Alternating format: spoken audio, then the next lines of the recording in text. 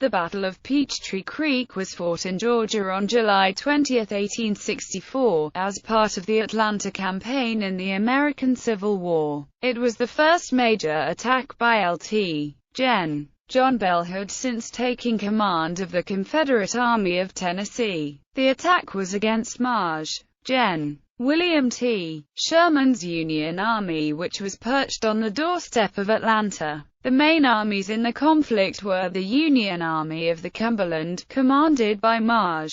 Gen. George Henry Thomas, and 2 corps of the Confederate Army of Tennessee, commanded by Lt. Gen. John B. Hood. The Battle of Peachtree Creek was the first battle fought by Hood as commander of the Army of Tennessee. Background: Sherman had launched his grand offensive against the Army of Tennessee early May. For more than 2 months, Sherman's forces, which consisted of the Army of the Cumberland, the Army of the Tennessee and the Army of the Ohio, spud with the Confederate Army of Tennessee, then under the command of General Joseph E. Johnston. Although the Southerners gained tactical successes at the Battle of New Hope Church, the Battle of Pickett's Mill, and the Battle of Kennesaw Mountain, they were unable to counter Sherman's superior numbers. Gradually, the Union forces flanked the Confederates out of every defensive position they attempted to hold. On July 8, Union forces crossed the Chattahoochee River, the last major natural barrier between Sherman and Atlanta. Retreating from Sherman's advancing armies, General Johnston withdrew across Peachtree Creek, just north of Atlanta, and laid plans for an attack on part of the Army of the Cumberland as it crossed Peachtree Creek. On July 17, he received a telegram from Confederate President Jefferson Davis relieving him from command.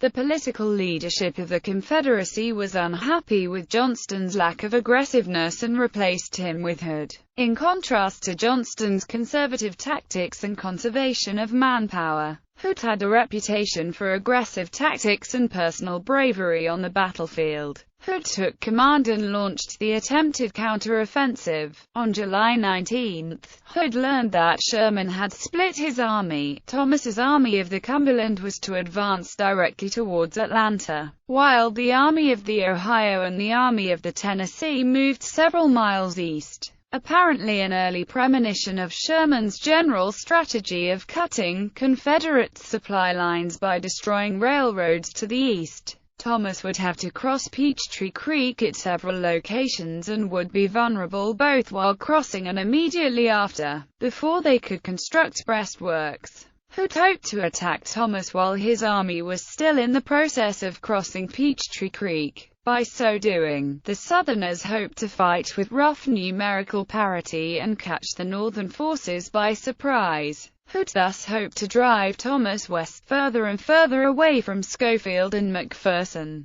This would force Sherman to divert his forces away from Atlanta. Opposing forces. Union-Confederate battle. Throughout the morning of July 20, the Army of the Cumberland crossed Peachtree Creek and began taking up defensive positions. The 14th Corps, commanded by Major General John M. Palmer, took position on the right.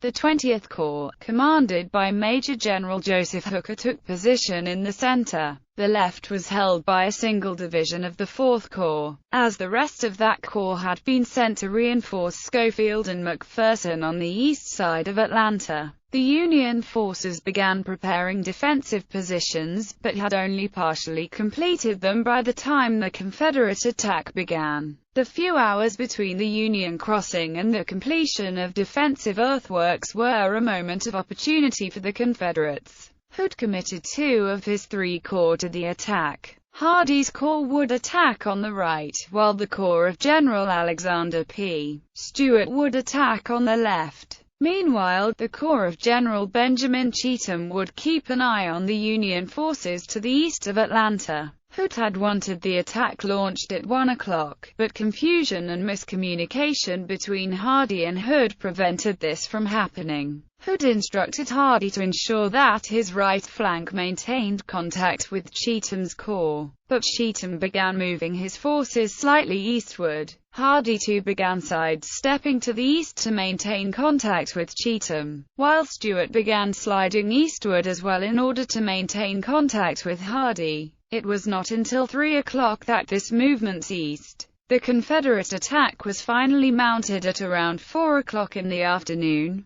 On the Confederate right, Hardee's men ran into fierce opposition and were unable to make much headway, with the Southerners suffering heavy losses. The failure of the attack was largely due to faulty execution and a lack of pre-battle reconnaissance. On the Confederate left, Stuart's attack was more successful. 2 Union brigades were forced to retreat, and most of the 33rd New Jersey Infantry Regiment were captured by the rebels, as was a 4-gun Union artillery battery. Union forces counterattacked, however, and after a bloody struggle, successfully blunted the Confederate offensive. Artillery helped stop the Confederate attack on Thomas' left flank. A few hours into the battle, Hardee was preparing to send in his reserve, the division of General Patrick Cleburne, which he hoped would get the attack moving again and allow him to break through the Union lines. An urgent message from Hood, however, forced him to cancel the attack and dispatch Cleburne to reinforce Cheatham, who was being threatened by a Union attack and in need of reinforcements. The Union lines had bent but not broken under the weight of the Confederate attack, and by the end of the day the rebels had failed to break through anywhere along the line. Estimated casualties were 4,250 in total, 1,750 on the Union side and at least 2,500 on the Confederate. Appraisal.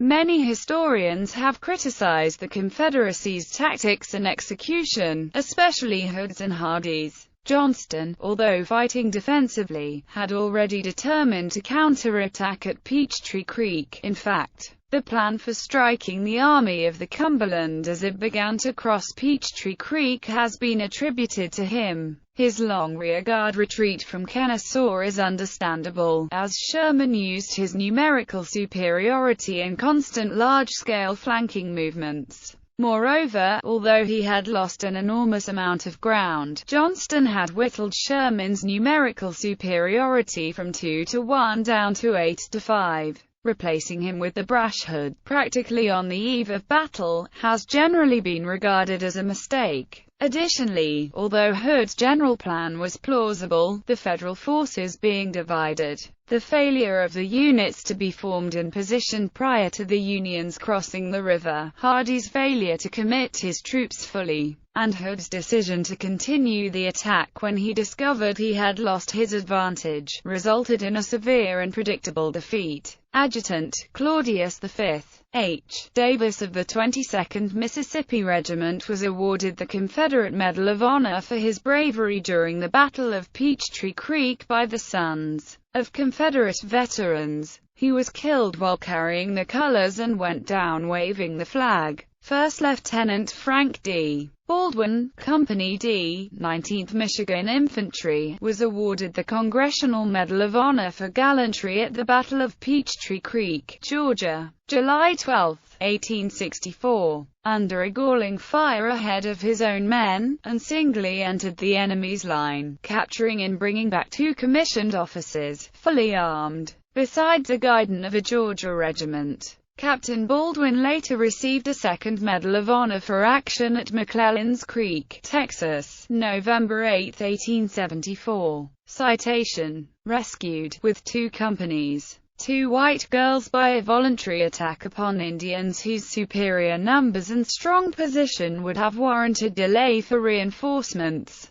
but which delay would have permitted the Indians to escape and kill their captives. Legacy. The battlefield is now largely lost to urban development. Tanyard Creek Park occupies what was near the center of the battle and contains several memorial markers. Peachtree, Battle Avenue commemorates the battle. All are located in the western part of Buckhead, the northern section of the city which was annexed in 1952. The play Peachtree Battle is a comedy about life in the upscale area. In popular culture, the plot of the alternate history novel Shattered Nation, and alternate history novel of the American Civil War, by Jeffrey Evan Brooks, centers around the Battle of Peachtree Creek. In the novel, the Army of Tennessee fights the battle with Johnston, rather than Hood, in command.